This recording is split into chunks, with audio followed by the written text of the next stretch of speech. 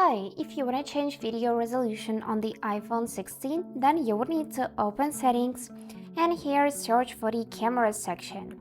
And in its settings, you would see the record video and a few options for your camera for your video resolution. So the first one is space saver, the second one is a default, the third one is smoother, the fourth is film style, the fifth is higher resolution, and the last one is the highest resolution and smoother, which is 4K at 60 FPS.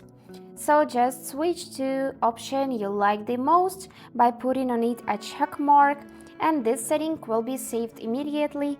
You can open camera, go in the video mode and check it here.